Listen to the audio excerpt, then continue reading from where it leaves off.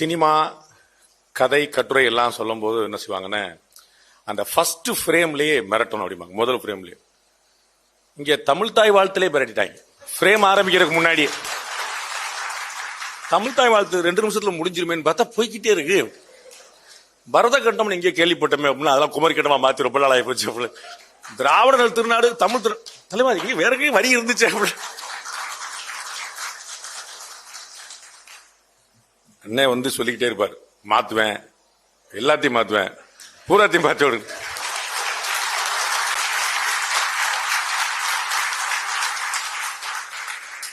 ராஜமுருகன் அண்ணே வந்தோடனே சொன்னாரு, வாட் அ சர்ப்ரைஸ் அப்படின்னாரு. என்னை பார்த்தோன்னே இன்னும் ஒரே சர்ப்ரைஸா இருக்கு. அதான் சொன்னேன், என் கூட சேர்ந்து இவங்களுக்கு எல்லாம் பாவப்பட்டியல சேர போறாங்களா, அவங்க கூட சேர்ந்து எனக்கு புண்ணியம் கிடைக்க போதா எனக்கு தெரியல. ஏதோ ஒன்று நடக்க போகுது, சம்பந்தம் இல்லாம இந்த டிக்கெட் உட்கார்ந்துருக்கேன் அப்படின்னு சொல்லிட்டு இந்த ஆட் மேன் அவுட்டுமாங்களா, அது மாதிரி ஒரு ஆச்சரியமான விஷயம். என்னுடைய நண்பர்கள்லாம் வந்து என்ன உடம்பு முடியலையா, தாடி கிடி வச்சிருக்கிய அப்படின்னு கேட்டாங்க. அந்த அண்ணன் ஷேவ் பண்ணிட்டாரு. அண்ணன் பெருசா தாடி வச்சிருந்தாரு சீமானே, அவர் சேவ் பண்ணிட்டாரு. சரி தம்பியா நம்ம வளர்த்தெல்லாம் பாக்குறேன் அப்படின்னு சொல்லிட்டு ரொம்ப நாள் இருக்காது. ஒரு அக்டோபர் 2ஆம் தேதி வரைக்கும் தான்.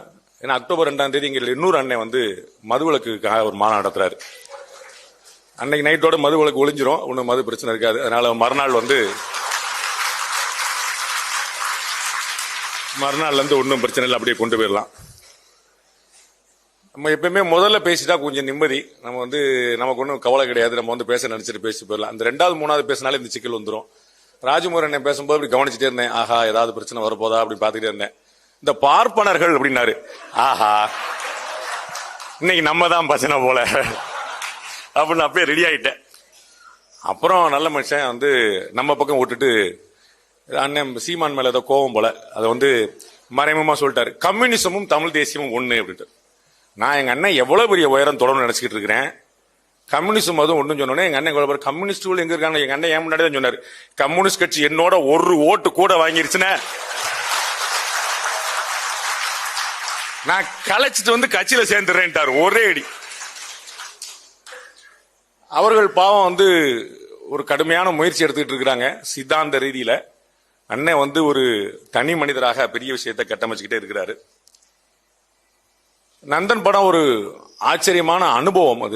அது முதல்ல எடுத்த உடனே நிறைய செருப்புகளோடு ஆரம்பிக்குது, முடியும் போது நந்தனுடைய செருப்பு காலடி நடையோட முடியுது. அவ்வளவு வந்து ஒரு ஆச்சரியமா வந்து ஒரு ஏகப்பட்ட செருப்புகள் இருந்த இடத்துல அதை வந்து ஒற்றை செருப்பு, அவருடைய ஒரு செருப்போட தனியா அவர் வந்து ஒரு வெற்றி பெற்ற மனிதனாக நடந்து போகும்போது ஒரு பயங்கர ஆச்சரியமா இருக்கு. நான் வந்து இந்த படத்தை வந்து முதல்ல கொஞ்சம் தயங்கிட்டே தான் பார்த்தேன். மனசுக்குள்ள முன்முடிவுகள்லாம் நிறைய இருந்தது. அதெல்லாம் இல்லாம எல்லாத்தையும் அடைச்சிட்டு, வழக்கமா இது போன்ற படங்கள்ல நிறைய தத்துவங்கள் பேசுவாங்க, பிலாசபி பேசுவாங்க. அதனால என்ன ஆயிரும்னா இது நமக்கான படம் இல்லைன்னு பாதி மக்கள் வெளியே போயிருவாங்க. இது நமக்கு இல்லப்பா தத்துவம் பேசுவாங்க அப்படின்னு சொல்லிட்டு. அவார்டுக்குன்னு ஒரு படம் இருக்குது, அது ஒரு கணக்கு இருக்கு. இன்னொன்னு வந்து வெறும் தத்துவத்துக்குன்னு ஒரு கணக்கு இருக்கு. அது ஆச்சரியம் என்னன்னா, திரு சரவணன் அவர்கள் வந்து உள்ள படம் முழுக்க நிறைய சந்தர்ப்பங்கள் இருந்தும் நேரடி அரசியலே பேசல. அதான் ரொம்ப முக்கியமான விஷயமா நான் கவனிச்சேன்.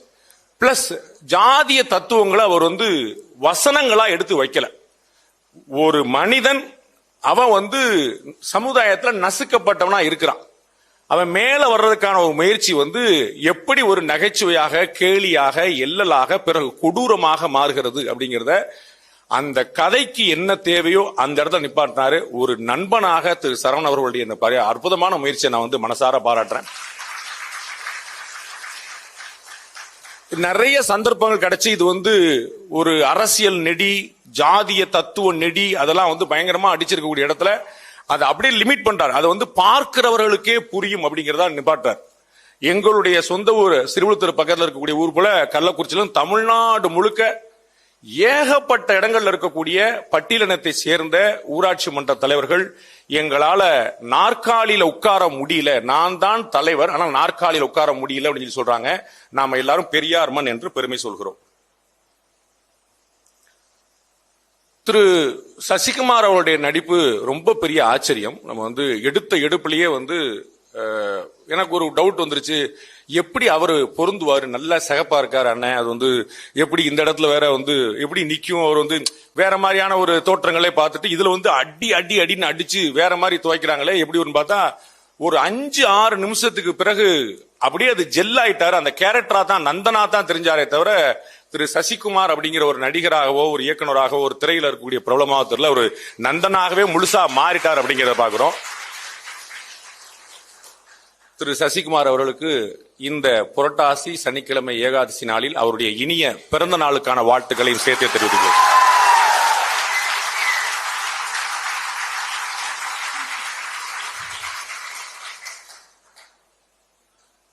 திரு சசிகுமார் மட்டுமல்ல, பாலாஜி சக்தி அண்ணனா இருக்கட்டும், அவர் வந்து அந்த வயிறை தள்ளிக்கிட்டு நெஞ்ச நிமித்துக்கிட்டு அந்த அப்படி கேரக்டர்ல வரும்போதே ஒரு அதிகார தோரணை வந்து எப்படி அந்த பக்குவம் மனசுக்குள்ளேயே நிக்குது அப்படிங்கறத அவருடைய பாடி லாங்குவேஜ்ல எல்லாத்துலயுமே காட்டினாரு. நிறைய கேரக்டர்ஸ் அப்படி வந்து சொல்லலாம்.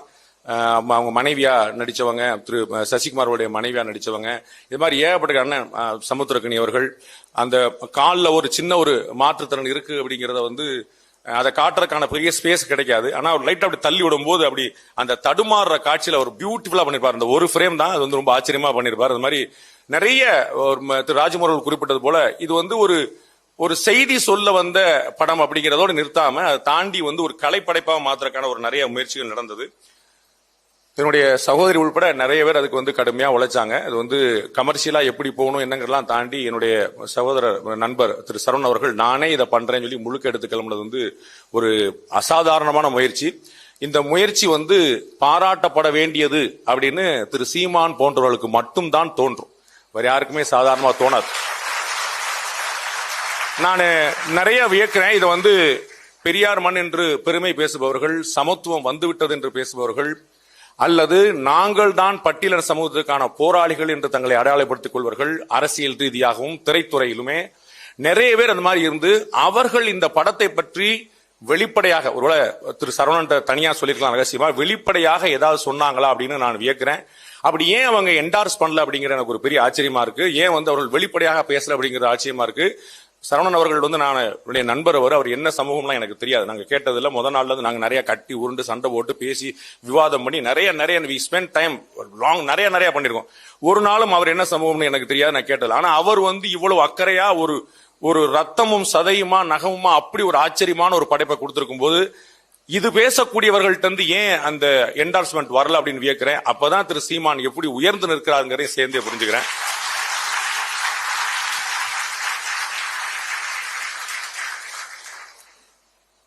எங்கு அடுத்தவர்களுக்கான உதவிக்கரம் நீட்டப்பட வேண்டி இருக்குமோ அங்கு என்னுடைய கரம் முதல் நிற்கும் என்று எப்போதுமே சொல்லக்கூடிய ஒரு அண்ணன் சீமான் அவர்கள் நிறைய இடங்கள்ல அதனால தான் வந்து என்னால இந்த கூட்டத்துல பொருந்தி போக முடியுது. அவர் வெறும் அன்பு, வேற ஒண்ணுமே கிடையாது. அவர் அண்ணன் அழகா சொல்லிட்டு இருப்பாரு, நீ மாட்டு உன் வேலையை பாடுறா, நான் மாட்டு என் வேலையை பார்க்கறேன், அவ்வளவுதான் அப்படின்னு சொல்லிட்டே இருப்பாரு. அந்த மாதிரி வந்து ரொம்ப ஒரு தெளிவான பார்வையோட ரொம்ப திடமான செயலோட அண்ணன் வந்து ஒரு பெரிய உயரம் தொட்டு கொண்டிருக்கிறார். இன்னும் 1.5 வருஷத்துல தேர்தல் வருது. மற்றது வந்து வெண்திரையில் காண்க. நன்றி, வணக்கம்.